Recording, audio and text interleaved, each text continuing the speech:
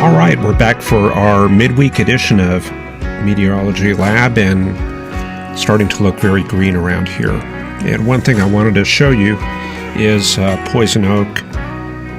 There's usually a lot of it in brush like this in the eastern part of the U.S., and the leaves have a very distinctive three-piece appearance, as you see right here. So it's what we call a pinnet, which means it's kind of symmetrical, and it doesn't have the very thick appearance of an oak leaf, which looks kind of similar.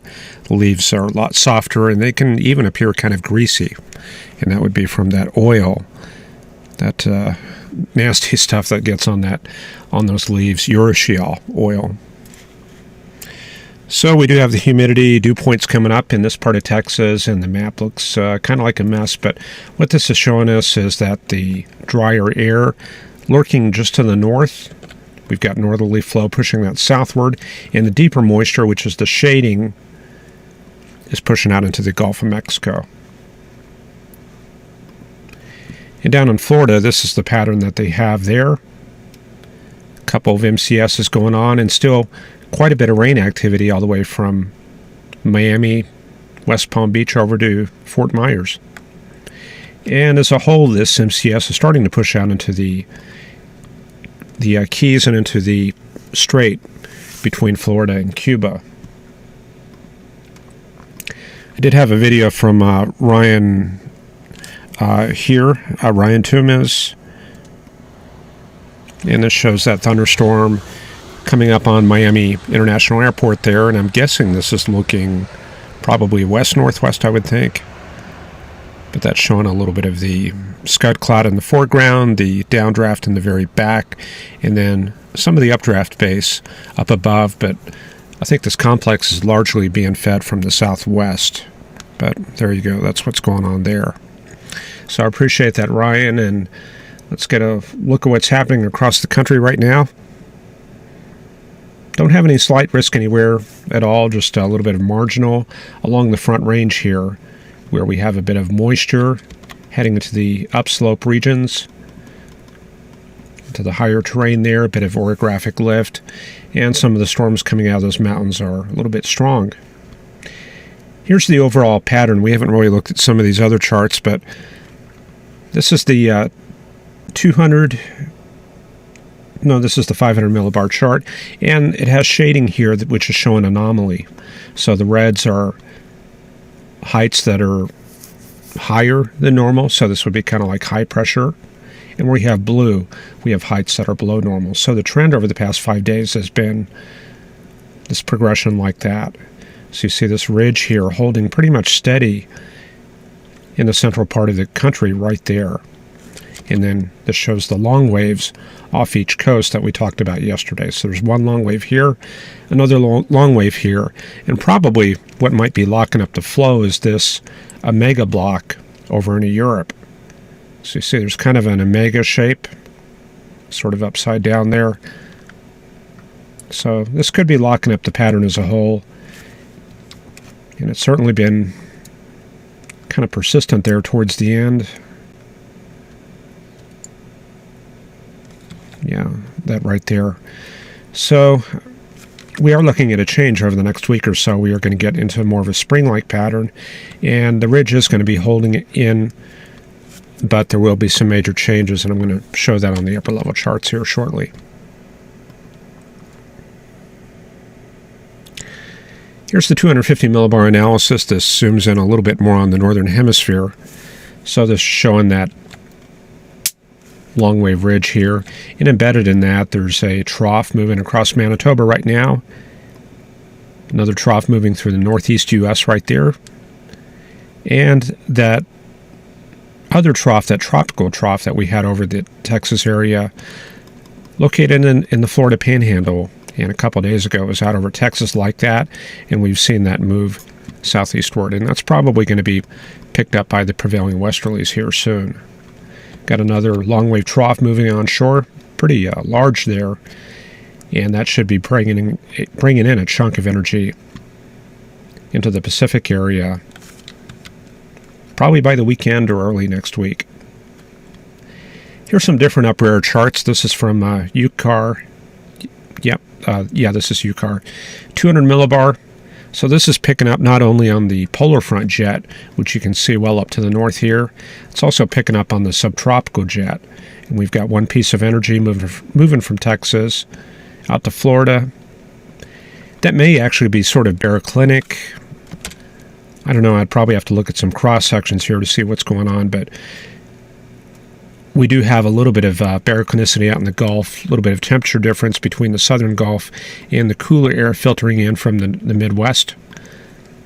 So we're probably getting a bit of an upper level height gradient up there, helping to keep that going.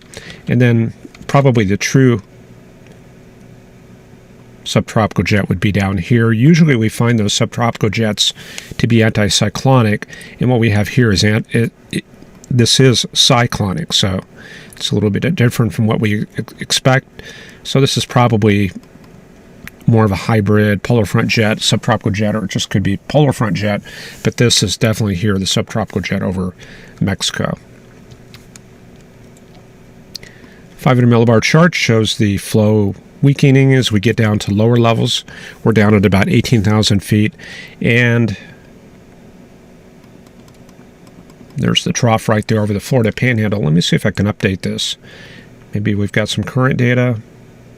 Maybe we don't. Okay, so we're stuck with morning data. 700 millibar analysis has that trough again out in the western Florida Panhandle.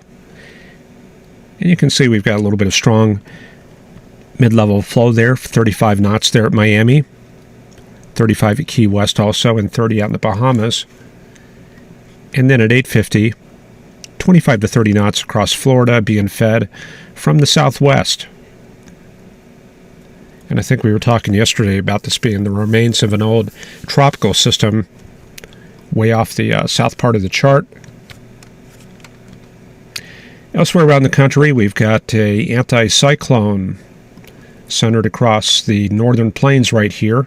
So that's helping to drive some milder, drier air southward. So this is the pattern we're going to be in over the next few days. And we drop down to 925. And showing pretty much the same thing. A little bit of a low pressure area there around Tallahassee. Could be a little bit of a weak front maybe. It's going to be masked by a lot of that outflow from the past couple days of storms there in Florida. Definitely don't have a open Gulf at this time. Flows out of the northeast in Texas. If it was April or March, we would probably be having some nice cool dry nights with lows in the 30s and I would say probably upper 30s to 40s here in this part of Texas. This chart is a little bit different. This is potential temperature. The red lines are what you would get if you took the air temperature and you reduced it adiabatically to near sea level, the 1,000 millibar level. So up in the northeast U.S. right here, we've got, let me just kind of draw over this, got kind of a cold air mass way up here. That's what we're seeing up in this region here. So that's underneath that upper level trough, that weak shortwave moving through that area. And then out in the Intermountain region right here, we see some very high values, and that's the heating of the Southwest desert. And the heating is very efficient even out in the Rockies, and we see values here of 50, 52 Celsius. That's about 120 degrees. That means if you took the air over the Great Basin area and you reduced it to sea level, you'd have temperatures of about 120 degrees Fahrenheit. Definitely some very potent heating there, but fortunately due to the higher elevations, we don't realize that kind of warm air. But that kind of shows you the basic gradient there, and the very strong heating, of course, is what attracts the monsoon as the season progresses, and we end up with flow coming up from Mexico and from the Gulf of Mexico and even the Gulf of California as we get into July and August right there. So that's the great southwest monsoon there. We should see that pattern gradually get started over the next several weeks here. Here's the visible satellite imagery for Cuba and southern Florida. You can see a lot of the activity definitely has shifted south out in this region right here. A couple 100 miles south of where we had it yesterday, or maybe about 100 or so. And you can see Cuba getting a little bit of activity there. We can see that a little bit on the radar here. This is GR level 2. Don't have any very strong cells in there. Probably a couple of water spouts in there, here and there. Very common, but no high reflectivities anywhere to be seen, even in Cuba there.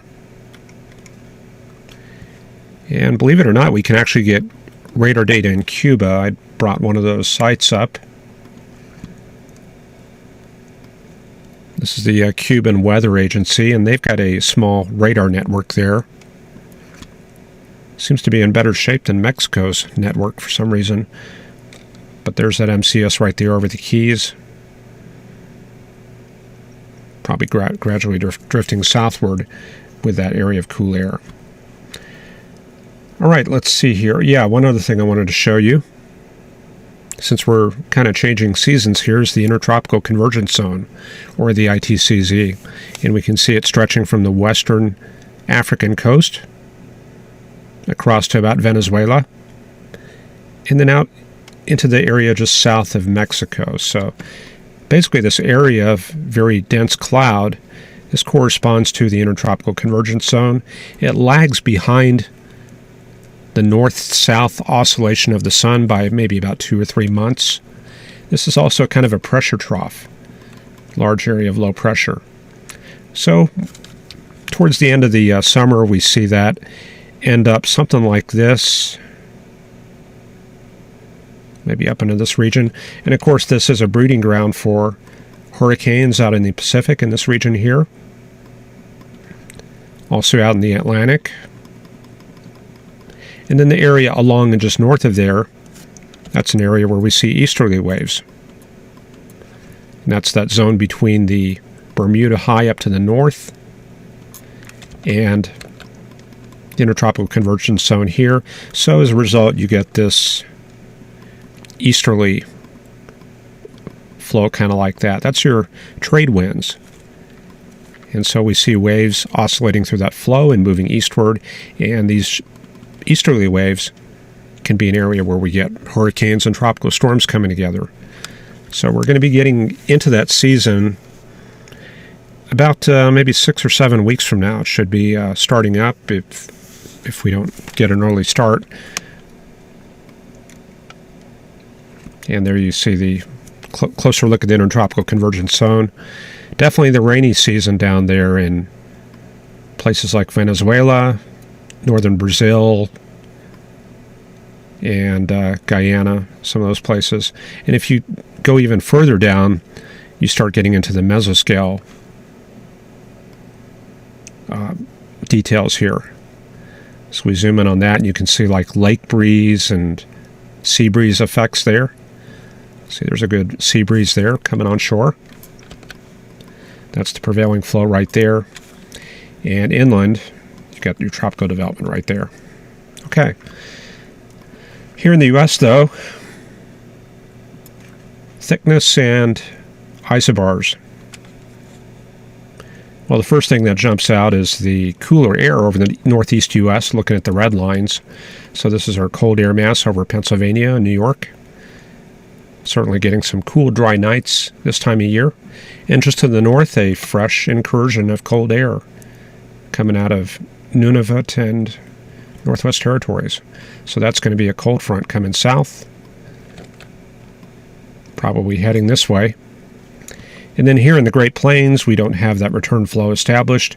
This cool, dry air mass kind of stabbing southward like a knife into the Gulf, cutting off the return flow and kind of pushing the moisture southward, where it just kind of sits out there and waits to come back northward. And then off the west coast there, new system coming in. And we'll have to look at the GFS to see how far inland that will make it. Okay, we'll look at soundings here. I guess I'll start with Fort Worth. Certainly, you can see outside there, it's clear. So it's not going to show very much, but it's always a good idea to look at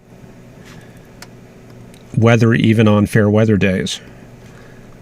So you can see all the different extremes of weather, and you can see the appearance of dry air aloft, which we didn't have yesterday. And we do have some moisture still.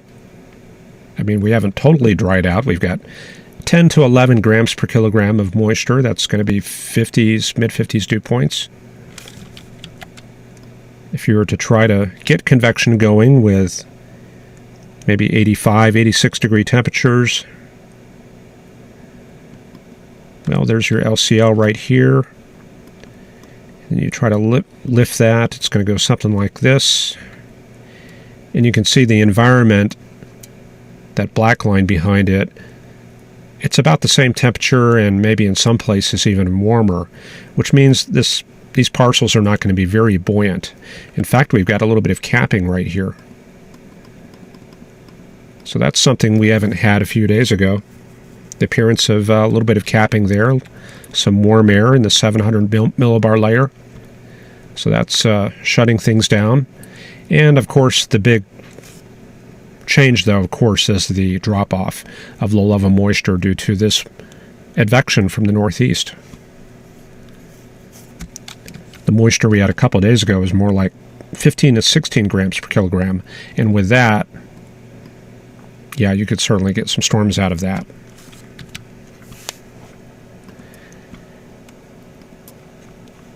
Okay, let's see here. I'm going to put this on the dynamics frame and check in on the chat here. Have Alex Front asking about the longest I've ever seen the jet stay stationary, and that, unfortunately, I don't know. Sorry, I could probably tell you the strongest jet I've ever seen, probably about 240 knots there off the East Coast, but as far as stationary jet streams, I don't know. Jumping flashes here, and Round Chalfant, Eddie W., Mick, and Justin Pulliam, Fun with Tech, and Burl H. Ron doesn't like that poison oak, makes him itch.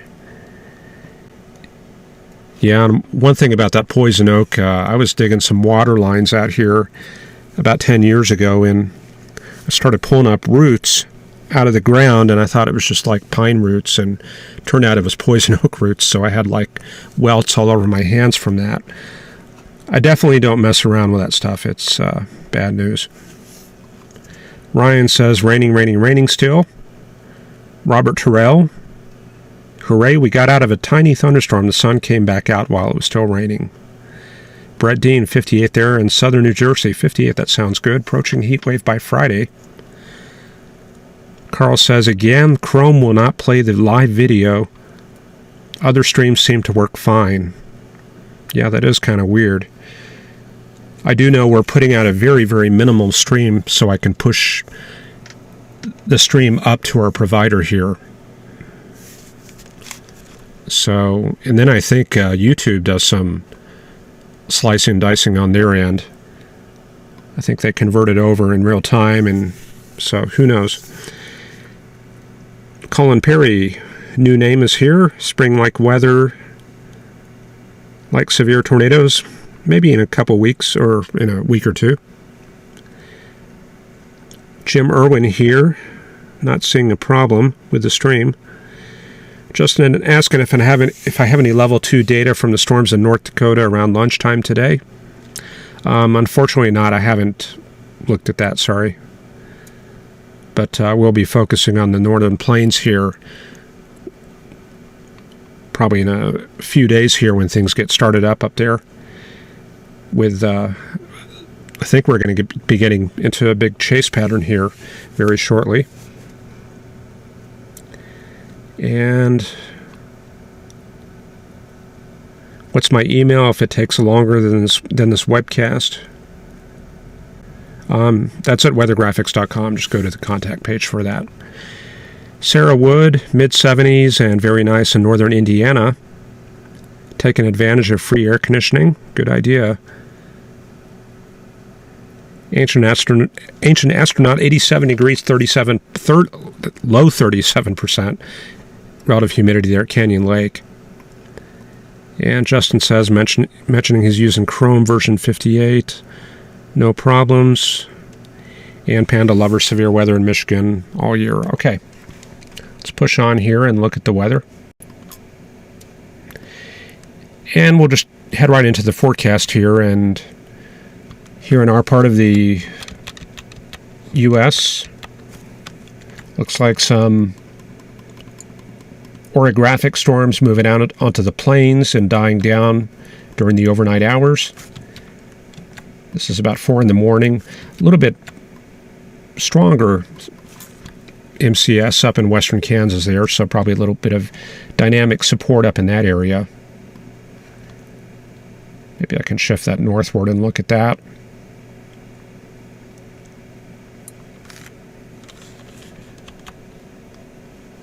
So this is the activity we have right now going on there in the Central Plains. And let's see here.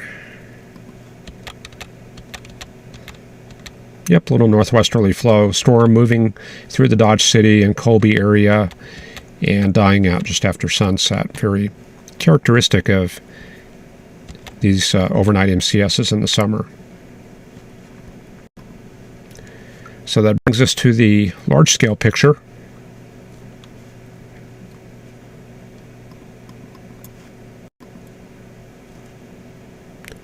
And I think we'll work with this one right here.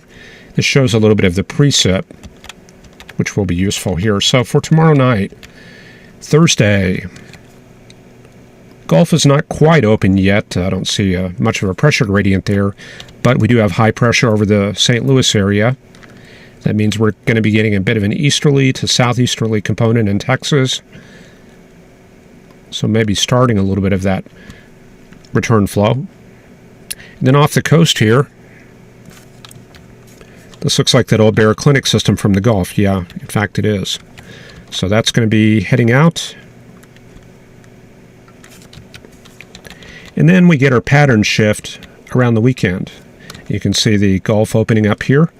Looks like some dry line storms get going. Bit of overnight convection also. And now you can see we've got a very deep southerly flow. This is around Saturday. A lot of the moisture heading up toward Minnesota and Wisconsin there. But here comes the next cold front coming in from the north. So you see that right there. Cold air coming in back in behind that. And then Pacific also active. See that strong pressure gradient right in here. Or not pressure gradient, but very strong thermal gradient right in this area here. So things will be active in Northern California into the Great Basin region. And we'll have to keep an eye on this right here. So moving ahead, let's see here. Sunday, when we do the webcast on Sunday, things are coming together. There in the Pacific. There's our next system developing there around Tonopah up to Ely and Salt Lake City. And then the north part of that all the way up to Minnesota here. So definitely some boundaries up in the Dakotas and Minnesota over the weekend. And then here in the Great Plains, what we have is kind of a lee side trough, combination of that and maybe a heat low, where we have the stronger heating there on the high plains.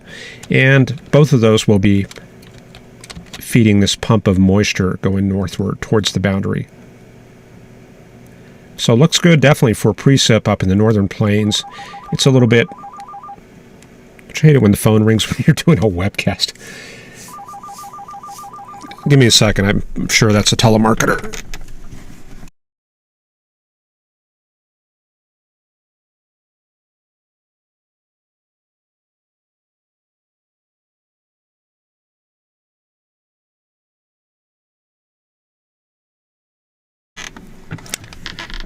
Okay, Northern Plains for Monday and Tuesday next week. Let's see here. The Weather Service doesn't have to put up with those calls. Here comes that cold front coming through the Rockies and Intermountain region. And look at that, it's developing a little bit of snow showers around Ely, up into the higher mountains of Idaho. Very unusual to see that in mid-June there. And then up to the north, We've got kind of a stationary front up in that region. So anyway, let's see. What I was trying to tell you is there was a bit of a dry line. Good grief.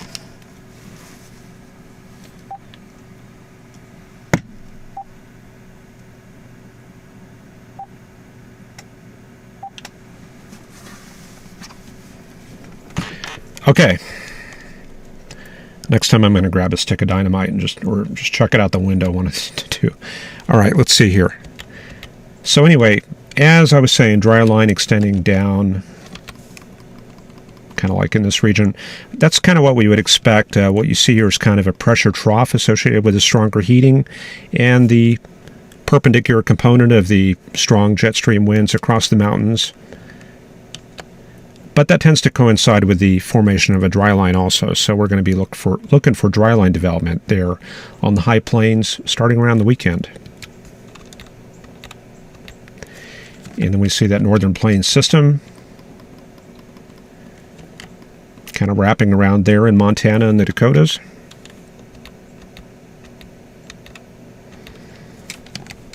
And that'll push a couple boundaries to the south next week like that. So you see we're developing some storm activity from Illinois to Oklahoma. And then we get one good push of cold air coming southward and a very strong upslope component. So a very strong boundary coming into Texas and Oklahoma. This is going to be about the 15th, 16th, 17th. So we'll be watching for severe weather, possibly on the increase about then. And stagnant boundary in Texas. And then what's this coming up from the Gulf of Mexico? Something heading northward. Could be a new tropical system coming inland. And I did look at NHC. They didn't have anything forecast out in that region, so I guess this is something that just broke off from the intertropical convergence zone. Yeah, here's the Caribbean map. Let me see if I can bring that up. This is next Wednesday, the 14th, 15th, 16th. Yeah, here's something coming together just off the coast of Belize right there on the 18th. So whatever that is, it looks like it came from around Nicaragua, Costa Rica, somewhere in that area. Let me back it up. Yeah, it's something from down in this region. So whatever that is, heads north into the Gulf, and then it shows up on our doorstep. So we'll keep an eye on that, and I'll be curious to see what the CNWF and the Canadian model do with that thing. I did check a couple of the tropical sites, like the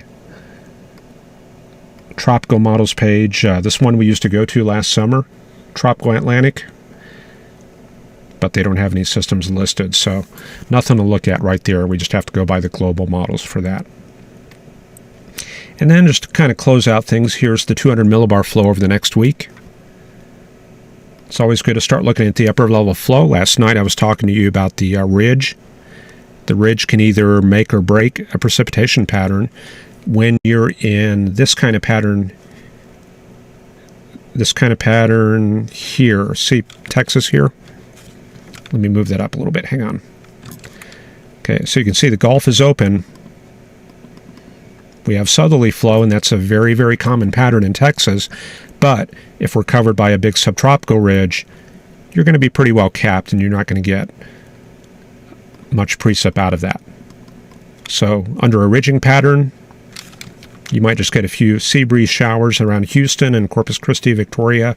If you have a trough aloft, cool air in the upper levels, and this moisture flowing northward, then you'll have widespread activity like we had a couple days ago. So what is the verdict? Let's take a look here. I'm going to put up that 200 millibar chart. So make sure you start looking at this over the next few weeks. And we can see Thursday, Friday, Saturday. Looks like mostly just northwesterly flow and ridging. So the Great Plains pretty much shut down except up north where we have the faster flow and the orographic stuff, of course, in the higher terrain. Then going into next week, Saturday, Sunday, and Monday, you can see most of our weather starts coming from the Pacific here. So there's going to be a big time change. This is what's going to bring spring back next week into the Great Plains. So I'm sure the Chase 2 operators are going to be happy about that. And take a look at this. See here, you can see the polar front jet like that, and you can see the anticyclonic subtropical jet down to the south.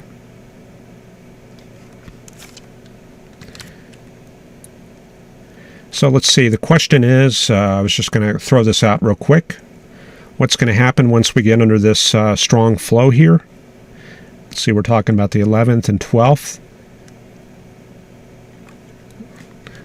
We go to the 200 millibar chart and take a look. 11th and 12th. Aha, see? No ridge. We have troughing here. So that's going to be conducive to sea breeze storms working their way inland. Pretty good distance. Northerly flow might check that a little bit, but it does look like we're going to get back into a little bit of maybe a little bit of rain here in this part of Texas. And then later, let's see, next week, 17th, 18th, 19th. This is kind of interesting. Big low pressure system over Oklahoma and some sort of,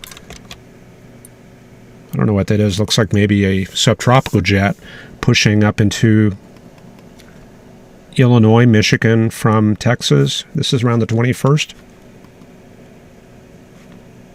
What's the surface pattern for that? Let's see here. Yeah, it kind of correlates with this thing, whatever it is, this tropical system. I guess it is a subtropical jet, kind of arcing around that, and I guess this is all just a big tropical air mass.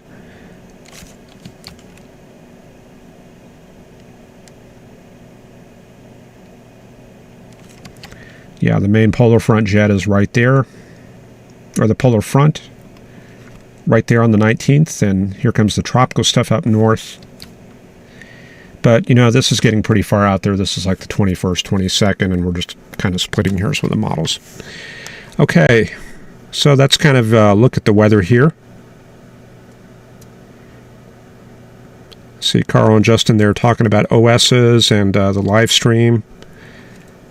Weathergraphics.com, that's my website. Brett asking about that. Books and software. So definitely some good stuff on there. There's, of course, the digital atmosphere program that I am constantly using. This one right here. And then, of course, the 7 or 8 forecast books there. My role in it is I own it. That's my operation there. Carl, Jim asking, he says he uses Win 7. Talking about video card updates. Yeah, that's a lot of fun.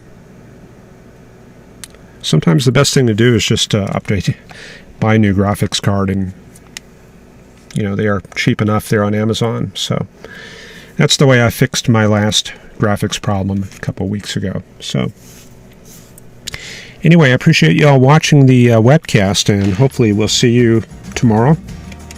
Until then, take care. We'll see you then.